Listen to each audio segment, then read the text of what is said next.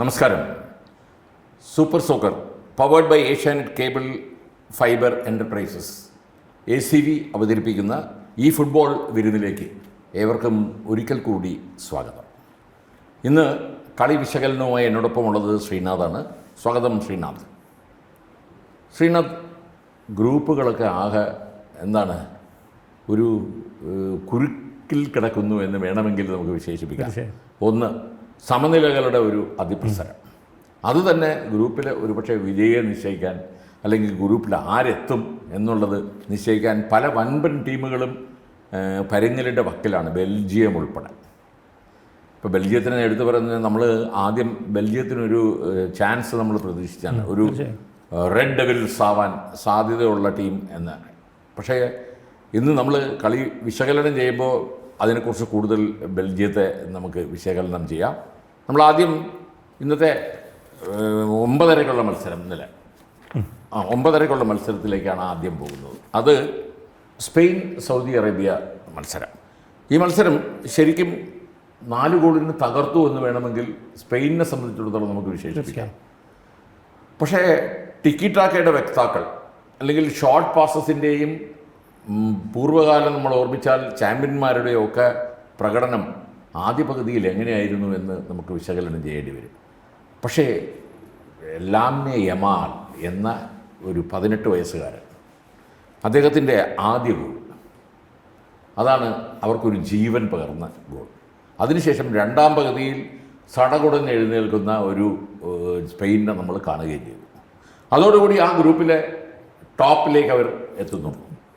അടുത്ത നമുക്ക് പ്രതീക്ഷിക്കാം നോക്കൗട്ട് റൗണ്ടിലേക്ക് അവരുണ്ട് എന്ന് നമുക്ക് തീർച്ചയായും പ്രതീക്ഷിക്കാം. സ്പെയിനിനെ സംബന്ധിച്ചിടത്തോളം സ്പെയിൻ സൗദി അറേബ്യ മത്സരം, അതിൽ ഏതൊക്കെ മുഹൂർത്തങ്ങളാണ് നമ്മൾ വിലയിരുത്താൻ പോകുന്നത്?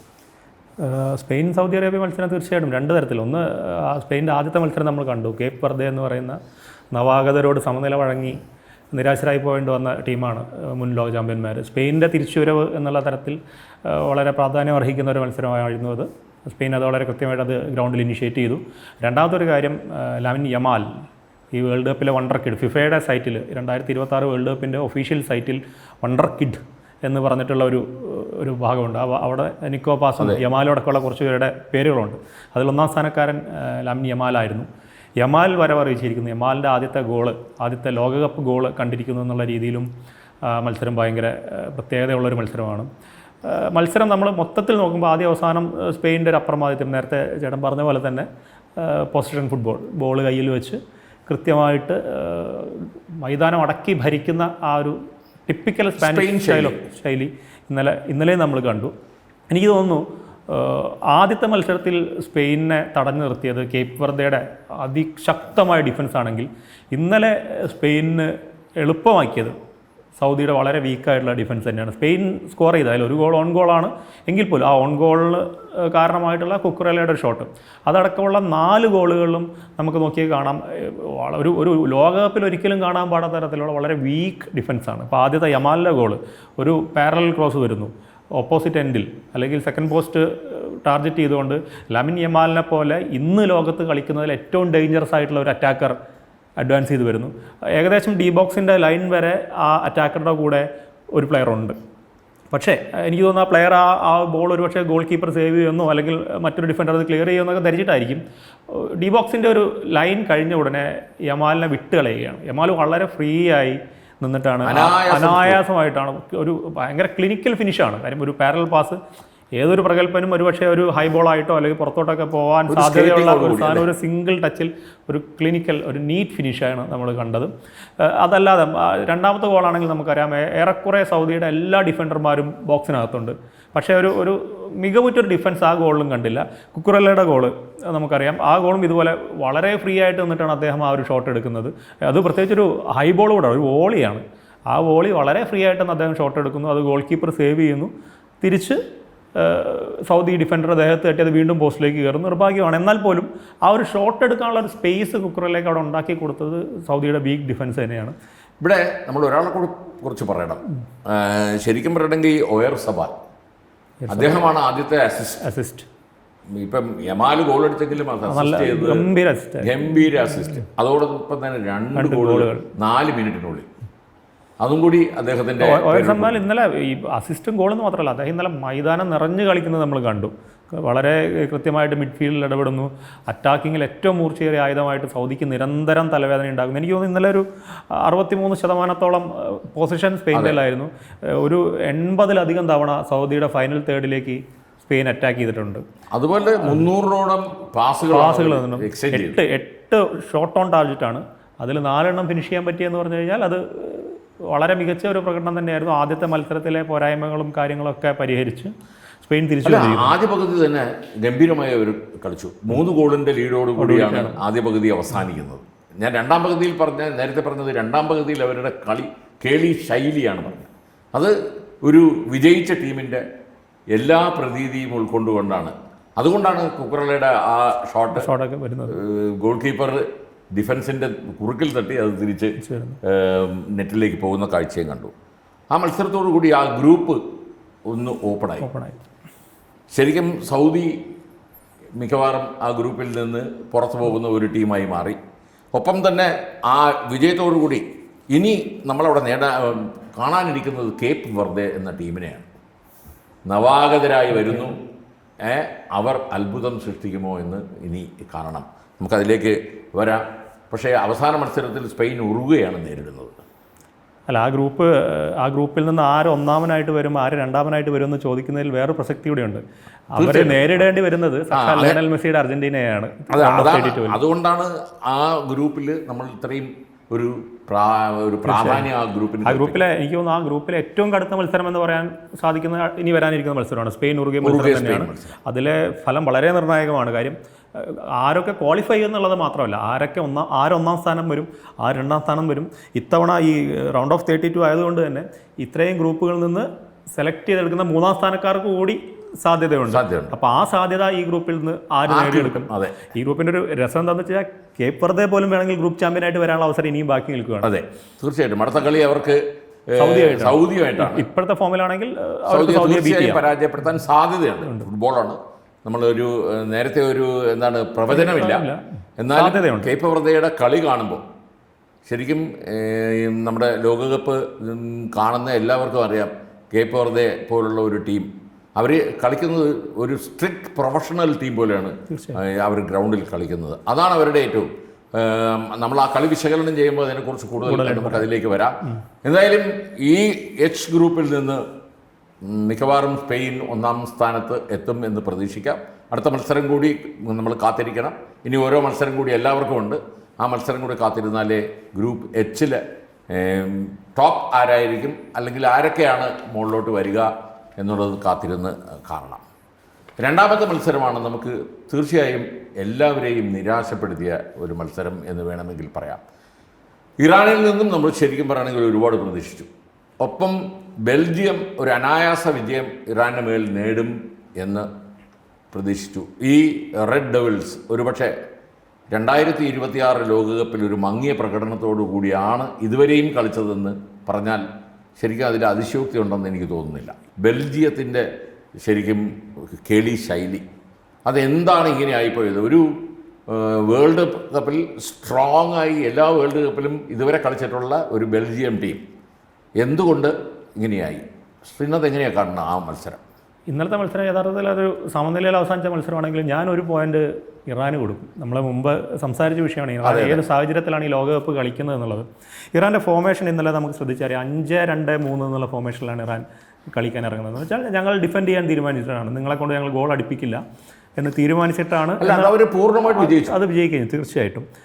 അത് പറയുമ്പോൾ നമ്മൾ ഒരു പേര് എടുത്ത് പറയേണ്ടിയിരിക്കുന്നു ശ്രീമാനേട്ടാ. കാര്യം കഴിഞ്ഞ മത്സരങ്ങളിലൊക്കെ ഈ ലോകകപ്പ് യഥാർത്ഥത്തിൽ ഗോൾ കീപ്പർമാരുടെ ലോകകപ്പാണെന്ന് ഇതുവരെയുള്ള മത്സരങ്ങൾ വെച്ച് നമുക്ക് പറയാം. വസീഞ്ഞ അടക്കമുള്ള കേപ്പ് വെർദെയുടെ വസീഞ്ഞ അടക്കമുള്ള ഗോൾ കീപ്പർമാരെ നമ്മൾ സംസാരിച്ചതാണ്.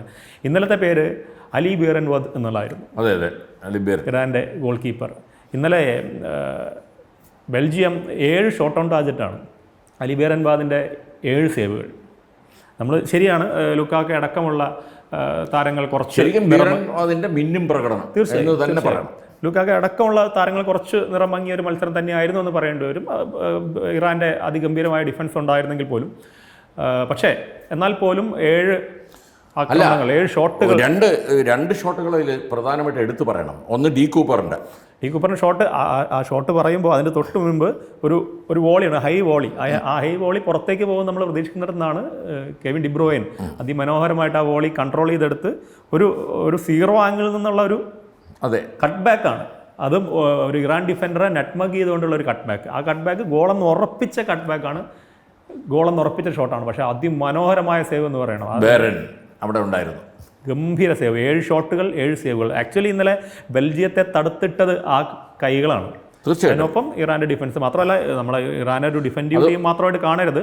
ആ ഒരു റെഡ് കാർഡ് മേടിച്ചതിന് ശേഷം ഞാൻ എൻ്റെ ഒരു വിശകലനത്തിൽ ഡി കൂപ്പറിൻ്റെയും അതുപോലെ തന്നെ ടിലമൻസിൻ്റെയും രണ്ടുപേരുടെയും ഷോട്ട് രക്ഷപ്പെടുത്തിയത് തീർച്ചയായും ബേരൻവാദ് അല്ലെങ്കിൽ ഒരുപക്ഷെ 5-6 ഗോളുകൾ ശരിക്കും ഇന്നലെ ബെൽജിയം കളി ജയിച്ചനെ. പക്ഷേ ബെൽജിയം നിരാശപ്പെടുത്തി എന്ന് പറഞ്ഞത് ഞാൻ നേരത്തെ പറഞ്ഞത് അതുകൊണ്ടാണ്. ഇത്രയും ചെയ്തിട്ടും ബെൽജിയത്തിന് ഓൺ ടാർഗറ്റ് സ്കോർ ചെയ്യാൻ സാധിച്ചില്ല. അതാണ് അവരുടെ ഡെബ്രൂയിൻ ഉൾപ്പെടെയുള്ളവർ അവരുടെ രംഗത്തുണ്ട്. അതുപോലെ തന്നെ നമ്മളിപ്പോൾ സൂചിപ്പിച്ച എല്ലാവരും ഓൺ ടാർഗറ്റിലേക്ക് നിറയൊഴിച്ചവരാണ്. അവർക്കൊന്നും അദ്ദേഹത്തെ മറികടക്കാൻ, ബ്രെയിൻവാർഡിനെ മറികടക്കാൻ കഴിഞ്ഞില്ല എന്നുള്ളതാണ്. മാത്രമല്ല ഈ 62 മിനിറ്റിന് ശേഷം പിന്നെ അവർക്ക് ഒരു റെഡ് കാർഡ് മേടിച്ച് ഒരാൾ കുറഞ്ഞ് കളിക്കേണ്ടി വന്നു. 10 പേര് വെച്ച് കളിക്കേണ്ടി വന്നു. പക്ക ഡിഫൻസിങ് ഗെയിം കളിച്ച ഇറാൻ ആ റെഡ് കാർഡിന് ശേഷം കുറച്ചുകൂടി ഒരു അറ്റാക്കിംഗ് മോഡിലോട്ട് വരികയും ചെയ്തു എന്നുള്ളത് ബെൽജിയത്തെ കൂടുതൽ പ്രതിരോധത്തിലാക്കി. തീർച്ചയായിട്ടും. പക്ഷേ ബെൽജിയത്തെ പോലൊരു ഒരു ടീം മാത്രമല്ല, ഫിഫ റാങ്കിങ്ങിൽ എനിക്ക് തോന്നുന്നു വളരെ ടോപ്പിൽ നിൽക്കുന്ന ടീമുകളിൽ ഒന്നാണ് ബെൽജിയം. ആ ബെൽജിയത്തെ ഇന്നലെ ഇറാൻ പിടിച്ചു നിർത്തി എന്നുള്ളതാണ് ഈ ഗ്രൂപ്പിലെ ജി ഗ്രൂപ്പിലെ മറ്റൊരു പ്രത്യേകത. അതോടുകൂടി ബെൽജിയത്തിൻ്റെ സാധ്യതകൾ മങ്ങുന്നു എന്നുള്ളതാണ്. ആ ബെൽജിയം ഈ പറഞ്ഞ നേരത്തെ പറഞ്ഞാണ് ഈ 3ാം സ്ഥാനക്കാരുടെ എൻട്രി വഴി കയറേണ്ടി വരുമോ എന്നുള്ള സാഹചര്യത്തിലാണ് അങ്ങനെ ഇപ്പം ഔദാര്യത്തിലൂടെ കയറേണ്ടി വരുമോ എന്ന് നമ്മൾ ശരിക്കും മലയാളത്തിൽ പറയണമെങ്കിൽ അങ്ങനെ ഒരു സ്റ്റേജിലേക്ക് ബെൽജിയം എത്തിപ്പോകുമോ എന്നുകൂടി ഒരാശങ്ക തീർച്ചയായിട്ടും ബെൽജിയത്തിൻ്റെ മേൽ ഇല്ലാതില്ല. പക്ഷേ എല്ലാ കാലത്തും ശക്തമായ ഫുട്ബോളിൻ്റെ വക്താക്കളാണ് ബെൽജിയം, തള്ളിക്കളയാനൊന്നും പറ്റില്ല. അതുകൊണ്ട് തന്നെ ബെൽജിയം അടുത്ത മത്സരത്തിൽ തിരിച്ചു വരും എന്നുള്ള പ്രതീക്ഷ നമുക്കെല്ലാവർക്കും തീർച്ചയായിട്ടും ഉണ്ട്. തൊട്ടടുത്ത മത്സരം ഉറുഗ്വേ കേപ്പ് വെർദെ മത്സരമാണ്. ഒരുപക്ഷെ നമുക്ക് ഏറ്റവും കൂടുതൽ സംസാരിക്കാൻ ഉള്ള മത്സരമായി ഇതിനെ വിലയിരുത്താം. കളം നിറഞ്ഞ് കളിച്ച കേപ്പ് വെർദെ, തീർച്ചയായും അതാണ് ആദ്യമായിട്ട് എടുത്തു പറയേണ്ടത്. സാധാരണ നമ്മളൊക്കെ പറയും പുതിയ കളിക്കാർ ലോകകപ്പ് പോലുള്ള ഒരു വലിയ വേദിയിൽ വരുമ്പോൾ, അല്ലെങ്കിൽ പുതിയ ടീമുകൾ, ഈജിപ്റ്റ് പോലും ആദ്യത്തെ വിജയമാണ് വേൾഡ് കപ്പിൽ കരസ്ഥമാക്കിയത് ഇന്നലത്തെ. അത് നോക്കുമ്പോൾ കേപ്പ് വെർദെയുടെ 2 സമനില വിജയത്തിനേക്കാൾ വലുതാണെന്ന് നമുക്ക് തീർച്ചയായും പറയേണ്ടി വരും. ഒന്ന്, കേപ്പ് വെർദെയുടെ ഗോൾ കീപ്പറെ നമ്മൾ ആദ്യം പറഞ്ഞു കഴിഞ്ഞു. ഇന്നലെയും അദ്ദേഹം ബാറിന് കീഴിൽ അസാമാന്യ പ്രകടനം കാഴ്ചവെച്ചു. അതുപോലെ ലോപ്പസ്, അതിനുശേഷം പിന്നെ അങ്ങനെയുള്ള കുറേ പേര്, നമ്മൾ ഒരിക്കലും ആ പേരുകൾ എനിക്ക് തോന്നുന്നില്ല ഈ ലോകകപ്പിൽ വീണ്ടും നമ്മൾ പറയേണ്ടി വരും എന്നുള്ള ഒരു ശരിക്കും ആഗ്രഹം ഞങ്ങൾക്കൊന്നും നേരത്തെ ഉണ്ടായിരുന്നില്ല. പക്ഷേ ഇപ്പോൾ ലോപ്പസിനെയും മൊറീനെയും പിന്നെയും റോഡ്രിഗസിനെയും ഒക്കെ നമ്മൾ പറയേണ്ട ഒരു സാഹചര്യം കേപ്പ് വെർദെ എന്ന ടീം ഉണ്ടാക്കി. അതിന് ആദ്യം ബൂപ്പിസ്റ്റ എന്ന അവരുടെ കോച്ചിന് ഒരു ഹാറ്റ്സ് ഓഫ്. ഗംഭീരമായി കളിക്കുന്ന അതിൽ 2ാമത്തെ ഗോൾ നമ്മൾ എടുത്തു പറയണം. ആദ്യത്തെ ഗോളിന് മുമ്പ് 2ാമത്തെ ഗോൾ പറയുന്നത് തന്നെ അതുകൊണ്ടാണ്. ഒരുപക്ഷെ ലോക ഫുട്ബോളിൽ മെസ്സിക്കും നെയ്മറിനും റൊണാൾഡോയ്ക്കും ഒക്കെ സാധിക്കുന്ന രീതിയിലുള്ള ഒരു ഫിനിഷ് അത് ചെയ്യാൻ അദ്ദേഹത്തിന് കഴിഞ്ഞു എന്നുള്ളതാണ്. 26ാം നമ്പർ വരേല എന്ന വരേല എന്ന പ്ലെയറിന് കഴിഞ്ഞു എന്നുള്ളതാണ്. അപ്പോൾ എത്രമാത്രം അവർ ഫുട്ബോളിലേക്ക് ശരിക്കും ഇഴുകി ചേർന്നിരിക്കുന്നു എന്ന് പറയാതെ വയ്യ. എതിരാളികൾ ഉറുഗ്വേയാണെന്ന് ഓർക്കണം. ലോകകപ്പിൻ്റെ ചരിത്രത്തിൽ ആദ്യം കപ്പ് നേടിയ ടീമാണ് ഉറുഗ്വേ 1930. ആ കപ്പ് നേടിയ ഉറുഗ്വേ എവിടെ നിന്ന് വരുന്നു എന്ന് കൂടി നമ്മൾ ഒന്ന് പറയണം. സൗത്ത് അമേരിക്കയിൽ, അല്ലെങ്കിൽ ഫുട്ബോളിൻ്റെ ഈറ്റില്ലമായ സൗത്ത് അമേരിക്കയിൽ നിന്ന് വരുന്ന ടീമാണ് ഉറുഗ്വേ. മാത്രമല്ല സൗത്ത് അമേരിക്കൻ ചാമ്പ്യൻഷിപ്പിൽ ഏറ്റവും, അല്ലെങ്കിൽ കോപ്പ അമേരിക്കയിൽ ഏറ്റവും മിന്നുന്ന പ്രകടനം ഇപ്രാവശ്യവും കാഴ്ചവെച്ച ടീമാണ് ഉറുഗ്വേ. ആ ഉറുഗ്വേയാണ് ഇന്നലെ കേപ്പ് വെർദെ പോലുള്ള ഒരു കുഞ്ഞൻ ടീം എന്ന് നമ്മൾ ആദ്യം വിശേഷിപ്പിച്ചത്. ഇപ്പം ഒരിക്കലും പറയില്ല അത്. കേപ്പ് വെർദെ പോലെ ഒരു നവാഗതം വന്ന് ശരിക്കും വിറപ്പിച്ചിട്ട് പോയി എന്ന് പറഞ്ഞാൽ അതിശയോക്തിയാകുമ്പോൾ ഒരു അതിശയോക്തിയില്ല. നമ്മൾ കഴിഞ്ഞ ദിവസം സംസാരിച്ചപ്പോൾ പറഞ്ഞാണ് ബുപ്പിസ്റ്റ് ആദ്യത്തെ മത്സരം കഴിഞ്ഞപ്പോൾ, ആദ്യത്തെ മത്സരം ഒരു ഗോൾ രഹിത സമനിലയായിരുന്നു. ആ മത്സരം കഴിഞ്ഞപ്പോൾ അന്ന് ആദ്യത്തെ മത്സരം സ്പെയിനുമായിട്ടായിരുന്നു. ഗംഭീര ഡിഫൻസാണ് കേപ്പ് വെർദെ കാഴ്ചവെച്ചത്. അന്ന് കോച്ചിൻ്റെ പ്രതികരണം നമ്മൾ ചർച്ച ചെയ്തതാണ്. കോച്ച് പറഞ്ഞത് ഇന്ന് ഞങ്ങളുടെ ഡിഫൻസിലാണ് ശ്രദ്ധ കേന്ദ്രീകരിച്ചത് എന്ന് നമ്മൾ പറഞ്ഞു. അല്ല, വരുന്ന ദിവസം അതിനർത്ഥം ഞങ്ങൾക്ക് ഫോർവേഡ് കൂടെ ഉണ്ട്, അറ്റാക്ക് കൂടെ ഉണ്ട്. ആ അറ്റാക്ക് ഇന്നലെ നമ്മൾ കണ്ടു. നല്ല ഗംഭീരൻ 2 ഗോള്, കെവിൻ പിൻഹെ എണ്ണം പറഞ്ഞ 2 ഗോൾ. കെവിൻ പിൻഹയുടെ ആദ്യത്തെ ഗോള് ആ ലോങ് റേഞ്ചർ എനിക്ക് തോന്നുന്നു ആ സ്റ്റേഡിയത്തിലുണ്ടായിരുന്നു. അല്ലെങ്കിൽ ഈ ലോകമെമ്പാടും ഇരുന്ന് ടി വിയിലൂടെയൊക്കെ കളി കാണുന്ന ഒരു മനുഷ്യൻ പോലും അതുപോലെ ഒരു ലോങ് റേഞ്ചർ അവിടെ പ്രതീക്ഷിച്ച് കാണത്തില്ല. അത്രയും ഗംഭീരമായിട്ട് ലോങ് റേഞ്ചർ. ആ ലോങ് റേഞ്ചറിൽ ആക്ച്വലി കളി മാറി. പിന്നീട് അതുവരെ കണ്ട കേപ്പ് വെർദെ അല്ല പിന്നീട് കളിയിൽ കണ്ടത്. അല്ല, നമ്മൾ പിന്നെ വീണ്ടും പറയണം, പിന്നെ ശരിക്കും പറയണമെങ്കിൽ ഡിഫൻസിലും അതുപോലെ തന്നെ അറ്റാക്കിങ്ങിലും കളം നിറഞ്ഞ് കളിച്ച ഒരു പ്ലെയറാണ് പിന്ന. അതുകൊണ്ട് തന്നെ ഇന്നലത്തെ മത്സരത്തിലെ താരം, player of the match Kevin പിന്നെയാണ്. രണ്ടാമത്തെ ഗോള്, നേരത്തെ ചേട്ടൻ പറഞ്ഞ രണ്ടാമത്തെ ഗോള് വളരെ എക്സ്പീരിയൻസ്ഡ് ആയ പ്ലേയേഴ്സിന് മാത്രം സാധിക്കുന്ന ഒരു ഗോൾ കീപ്പർ അഡ്വാൻസ് പൊസിഷനിലാണ് എന്നുള്ള കാര്യം റീഡ് ചെയ്യണം. വരുന്നൊരു ഹൈ ബോൾ, 2 ഡിഫൻഡർ കൂടെയുണ്ട്. എനിക്ക് തോന്നുന്നു മെസ്സി നൈജീരിയക്കെതിരെ നേടിയൊരു ഗോളാണ് എനിക്ക് ഓർമ്മ വരുന്നത്. ടൈസിൽ ബോൾ ഗംഭീര ഫസ്റ്റ് ടച്ച്, സെക്കൻഡ് ടച്ചിൽ തേർഡ് ടച്ചിൽ അടി, അതുപോലെയാണ് ഗംഭീര ഫസ്റ്റ് ടച്ച്. ആ ടൈസിൽ ആ ബോൾ കൺട്രോൾ ചെയ്തതും ആ ഗോൾ കീപ്പറുടെ അഡ്വാൻസ് പൊസിഷൻ നേരത്തെ റീഡ് ചെയ്ത് ഒരു ലോങ് ഷോട്ടിന് ശ്രമിച്ചതും അത് കൃത്യമായിട്ട് അവസരം കൊടുക്കാതെ നിർവഹിച്ചു എന്നുള്ളത് തീർച്ചയായും ഒരു ക്ലിനിക്കൽ ഫിനിഷ് എന്ന് തന്നെ വിശേഷിപ്പിക്കാം. ഇപ്പോൾ ആദ്യത്തെ ലോകകപ്പ് കളിക്കുന്ന ടീമാണ്. അവരുടെ ആദ്യത്തെ മത്സരം കഴിഞ്ഞപ്പോൾ അവർക്ക് ഒസീഞ്ഞോ എന്ന് പറഞ്ഞ ഒരു നാഷണൽ ഹീറോയെ കിട്ടി, അവരുടെ ഗോൾ കീപ്പർ.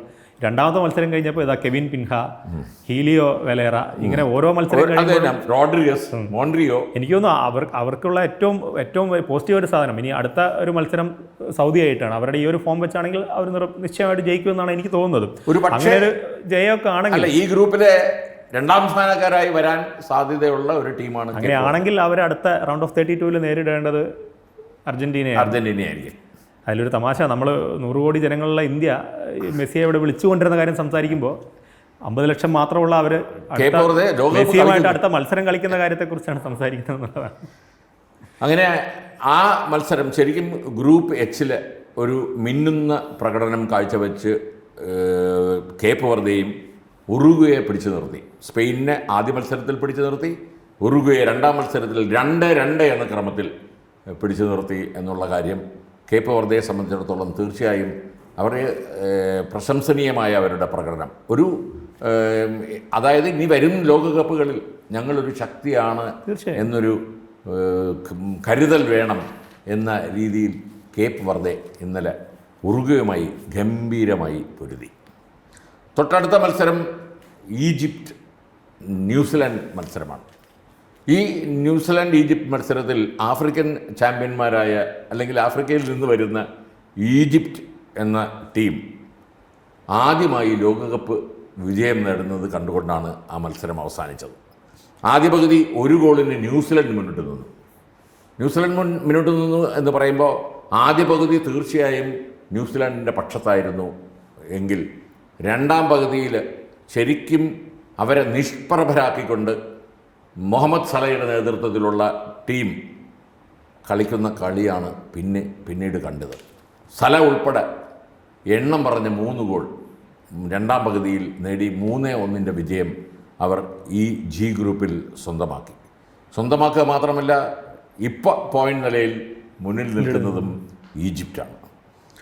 ന്യൂസിലാൻഡ് നമുക്കറിയാം യൂറോപ്യൻ ശൈലിയിൽ കളിക്കുന്ന ഒരു ടീമാണ് ന്യൂസിലാൻഡ്.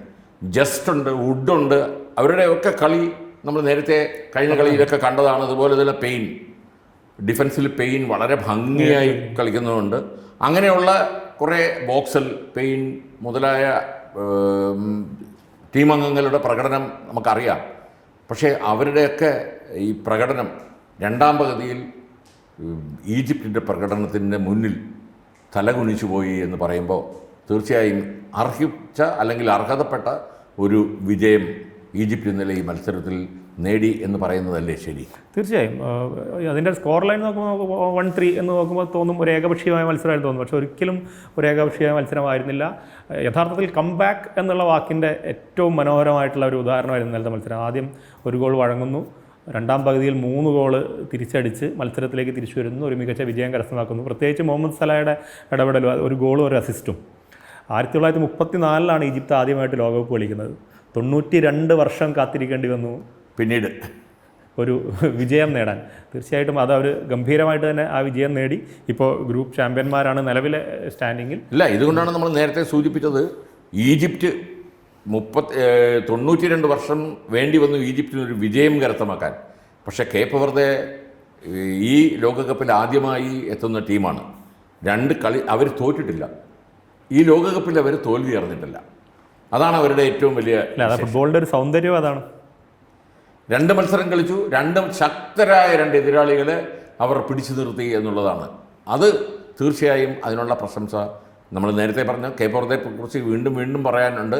സമയപരിമിതി മൂലം നമ്മളിവിടെ അത് ചുരുക്കുന്നു. അതുപോലെ ഈജിപ്തിലെ ഇന്നലത്തെ ഗോൾ കീപ്പിംഗ്, അദ്ദേഹത്തെ കൂടെ തീർച്ചയായും ഷോബീറിൻ്റെ ബാറിന് താഴെയുള്ള പ്രകടനം, അതും തീർച്ചയായും ഈജിപ്തിനെ തുണച്ചു അവരുടെ വിജയത്തിലേക്ക് എന്ന് പറയുന്നത് ശരിയാവും. നേരെ മറിച്ച് മറുഭാഗത്ത് ന്യൂസിലൻഡിൻ്റെ ഗോൾ കീപ്പറിന് പിഴവ് പറ്റുകയും ചെയ്തു. അങ്ങനെയാണ് 3-1 എന്ന ക്രമത്തിൽ ആ മത്സരം ഇന്നലെ ഈജിപ്റ്റ് സ്വന്തമാക്കിയത്. മുഹമ്മദ് സലയുടെയൊക്കെ സന്തോഷം കളി കണ്ടവർക്ക് അറിയാം. പക്ഷേ അദ്ദേഹത്തിൻ്റെ അവസാനത്തെ ലോകം 34 വയസ്സായിട്ടേ ഉള്ളൂ, എന്നാലും സാധ്യതയുണ്ട്. മാത്രമല്ല നമ്മളിപ്പോൾ ഒരുപാട് ആൾക്കാരുടെ പേര് പറഞ്ഞു. അവരുടെയൊക്കെ അവസാന ലോകകപ്പാണ്. നമ്മുടെ സാക്ഷാൽ മെസ്സിയുടെയും റൊണാൾഡോയുടെയും ഡീബ്രൂവിൻ്റെയും നെയ്മറിൻ്റെയും ഹാരി കെയിൻ്റെയും അതുപോലെ തന്നെ ക്രൊയേഷ്യയുടെ മോഡ്രിച്ചിൻ്റെയും ഒച്ചാവയുടെയും ഒക്കെ, അത് പറയണമെങ്കിൽ അതിനൊരു നീണ്ട നിര തന്നെയുണ്ട്. അത് ആരൊക്കെയാണെന്നുള്ളത് നമുക്ക് ഇടവേള വരുമ്പോൾ ഒരു ദിവസം അതിനെക്കുറിച്ച് സംസാരിക്കാം. ഇനി വരും ദിവസങ്ങളിലെ അല്ലെങ്കിൽ ഇന്നത്തെ കളികളിലേക്ക് ആണ് പോണത്. ഇന്നും വളരെ പ്രതീക്ഷയോടെ ഇറങ്ങുന്ന മുൻ ചാമ്പ്യന്മാർ അർജൻറ്റീന ഓസ്ട്രിയയുമായി നേരിടുന്നു. അത് രാത്രി ഇന്ത്യൻ സമയം 10:30 മണിക്കാണ്. അതിനുശേഷം ഫ്രാൻസ് ഇറാഖുമായി നേരിടും. നോർവേ സെനഗലുമായി നേരിടും. അതിനുശേഷം ജോർദൻ അൾജീരിയ, പോർച്ചുഗൽ ഉസ്ബെക്കിസ്ഥാൻ. ഈ മത്സരങ്ങളാണ് ഉള്ളത്. ഇതിനകത്ത് ഇന്ന് നമ്മൾ പ്രതീക്ഷിച്ചിരിക്കുന്ന 2 ടീമുകളുണ്ട്. ഒന്ന് അർജൻറ്റീന, മെസ്സിയുടെ അർജൻറ്റീന. ഇവിടെ ഒരു റെക്കോർഡിൻ്റെ പെരുമഴ കാത്തിരിക്കുന്ന മെസ്സിയെയാണ് നമ്മൾ ആദ്യമായിട്ട് പറയാൻ പോകുന്നത്. കളിയെക്കുറിച്ച് പറയുന്നതിനേക്കാൾ കൂടുതൽ എനിക്ക് തോന്നുന്നു നമ്മൾ ഇത് കണ്ടുകൊണ്ടിരിക്കുന്നവരുമായിട്ട് പങ്കിടേണ്ടത് അതാണെന്ന് എനിക്ക് തോന്നുന്നു. ഒന്ന്, ഒരു ഗോൾ കൂടി മെസ്സി നേടുകയാണെങ്കിൽ ക്ലോസയുടെ റെക്കോർഡ് ബ്രേക്കാവും. ഈ ലോകകപ്പിൽ ഏറ്റവും കൂടുതൽ ഗോൾ നേടുന്ന താരമായി മാറും. ഒരു അസിസ്റ്റ് കൂടി ആയാൽ പെലെയുടെ റെക്കോർഡും ബ്രേക്കാവും. അതും മെസ്സിയുടെ പേരിലാവും. അപ്പോൾ വെറുതെ അല്ല മെസ്സി എന്ന മാന്ത്രികൻ അല്ലെങ്കിൽ മെസ്സി എന്ന മിശിഹ എന്നൊക്കെ ഫുട്ബോളിൽ വിശേഷിപ്പിക്കപ്പെടുന്നത്. അതുകൊണ്ട് തന്നെ അദ്ദേഹം ഇന്ന് മുഴുവൻ സമയവും കളിക്കാൻ ഒരുപക്ഷെ സാധ്യത തീർച്ചയായും സ്കലോണി ഗ്രൗണ്ടിൽ ഇറങ്ങിയാൽ റെക്കോർഡാണ്. ഫസ്റ്റ് ലെവലിൽ മെസ്സി ഉണ്ടായി. കാര്യം ക്യാപ്റ്റനായിട്ട് ഒരു രാജ്യത്തെ വേൾഡ് കപ്പിൽ നയിക്കുന്ന, ഏറ്റവും കൂടുതൽ മത്സരങ്ങൾ നയിക്കുന്ന ക്യാപ്റ്റൻ. ഇന്ന് മെസ്സി ഇറങ്ങിയാൽ 21ാമത്തെ മത്സരമാണ് അദ്ദേഹത്തിൻ്റെ ക്യാപ്റ്റൻസിയിൽ അർജൻറ്റീന കളിക്കുന്ന ലോകകപ്പ് മത്സരം. അപ്പോൾ തന്നെ ഒരു റെക്കോർഡ് പറഞ്ഞു കഴിഞ്ഞു. നേരത്തെ ചേട്ടൻ പറഞ്ഞ മാതിരി ക്ലോസയുടെ 16 ഗോൾ എന്നുള്ള റെക്കോർഡിനൊപ്പം ഓൾറെഡി മെസ്സി എത്തിക്കഴിഞ്ഞു. ഇന്നൊരു ഗോൾ സ്കോർ ചെയ്താൽ 17ാമത്തെ ഗോൾ, ലോകകപ്പിൽ ഏറ്റവും കൂടുതൽ ഗോൾ നേടുന്ന താരം എന്നുള്ള റെക്കോർഡ് മെസ്സിയുടെ സ്വന്തമാവും. ഓൾറെഡി ഏറ്റവും കൂടുതൽ ഗോൾ കോൺട്രിബ്യൂഷൻ എന്നുള്ള റെക്കോർഡിൽ പെലെയുടെ കൂടെയാണ്. ഇന്നൊരു അസിസ്റ്റ് ചെയ്താലോ ഗോൾ അടിച്ചാലോ ആ കോൺട്രിബ്യൂഷനെയും ആ റെക്കോർഡിനെയും മെസ്സി ഭേദിക്കും. തുടർച്ചയായിട്ട് 5 ലോകകപ്പ് മത്സരങ്ങൾ ജയിച്ച താരം അല്ലെങ്കിൽ ജയിച്ച ടീം എന്നുള്ള ഒരു റെക്കോർഡ് ഇപ്പോൾ നിലവിൽ അർജൻറ്റീനയുടെ കൂടെയുണ്ട്. ഇന്നത്തെ മത്സരം കൊണ്ട് ജയിച്ചാൽ 6, ഏറ്റവും കൂടുതൽ consecutive wins in world cup എന്നുള്ള റെക്കോർഡ് വരും. ഇന്ന് തൊട്ടാൽ റെക്കോർഡാണ്. ഒരു കളി കൂടി മാത്രം നമുക്കൊന്ന് സ്പർശിച്ച് നമുക്ക് സമയപരിമിതിയുള്ളതുകൊണ്ട് പോർച്ചുഗൽ ഉസ്ബെക്കിസ്ഥാനുമായി നേരിടുന്നു. റൊണാൾഡോയുടെ പ്രതീക്ഷ പോർച്ചുഗലിനെ ഏറ്റവും ഒരു നല്ല മാർജിനിൽ തോൽപ്പിക്കുക. എന്നാൽ മാത്രമേ റൊണാൾഡോയുടെ പോർച്ചുഗലിന് പ്രതീക്ഷയുള്ളൂ. പോർച്ചുഗലിനൊരു തിരിച്ചുവരവ് അത്യാവശ്യമാണ്. ആദ്യത്തെ മത്സരം വളരെ നിരാശാജനകമായ മത്സരമാണ്. റൊണാൾഡോ നിറമങ്ങിപ്പോയ മത്സരം, നിറമങ്ങിയെന്ന് മാത്രമല്ല വളരെയധികം വിമർശനങ്ങൾ അദ്ദേഹത്തിന് ഏറ്റുവാങ്ങേണ്ട അദ്ദേഹത്തിൻ്റെ പൊസിഷൻ. അല്ലേ, നമ്മളിപ്പോൾ ട്രോള് നോക്കുകയാണെങ്കിൽ ശരിക്കും ഒരുപാട് ട്രോളുകളാണ് അദ്ദേഹം ഏറ്റുവാങ്ങിയത്. തീർച്ചയായും. അപ്പോൾ അതിൽ നിന്നൊക്കെ തിരിച്ചു വരേണ്ടിയിരിക്കുന്നു. പക്ഷേ ഇപ്പോഴും കഴിഞ്ഞ മത്സരത്തിലും അല്ലെങ്കിൽ കഴിഞ്ഞ ലോകകപ്പിലൊക്കെ നമ്മൾ കണ്ട പ്രശ്നങ്ങൾ ആ ടീമിലുണ്ട്. നമ്മൾ ഈ ലോകകപ്പ് തുടങ്ങുന്നതിന് മുന്നേ ചർച്ച ചെയ്ത് നമ്മൾ പറഞ്ഞു, ലോകത്തെ ഏറ്റവും മികച്ച ഫിനിഷർ, അദ്ദേഹത്തിന് നല്ല ത്രൂ ബോളുകൾ കൊടുക്കുക എന്നുള്ള ചുമതല മാത്രമേ പോർച്ചുഗലിൻ്റെ മിഡ്ഫീൽഡിനുള്ളൂ. നല്ല ത്രൂ ബോളുകൾ വെച്ച് കൊടുത്താൽ അദ്ദേഹം ഗംഭീരമായിട്ട് ഇപ്പോഴും ഫിനിഷ് ചെയ്യും. അതിനുള്ള എല്ലാ ഫിറ്റ്നസ്സും ഉള്ള പ്ലെയർ തന്നെയാണ് റൊണാൾഡോ. പക്ഷേ ആ ത്രൂ ബോളുകൾ ഉണ്ടാകുന്നില്ല. അതുകൊണ്ട് തന്നെ പലപ്പോഴും റൊണാൾഡോ മിസ് പൊസിഷൻ ആവുന്നു, റോങ് പൊസിഷനിൽ വരുന്നു. ഇന്ന് കൃത്യമായിട്ട് റൊണാൾഡോ പൊസിഷൻ ചെയ്യുകയും നല്ല ത്രൂ ബോളുകൾ കൊടുക്കാൻ ബ്രൂണോ ഫെർണാണ്ടസ് ഒക്കെ തയ്യാറാവുകയും ചെയ്താൽ തീർച്ചയായിട്ടും പോർച്ചുഗലിൻ്റെ ഒരു തിരിച്ചുവരവ് നമുക്ക് പ്രതീക്ഷിക്കാം. എന്തായാലും ഈ മത്സരങ്ങളുടെയൊക്കെ വിശകലനവുമായി നാളെ വീണ്ടും കാണും. അതുവരെ എല്ലാവർക്കും നല്ലൊരു ഫുട്ബോൾ ആശംസിക്കുന്നു.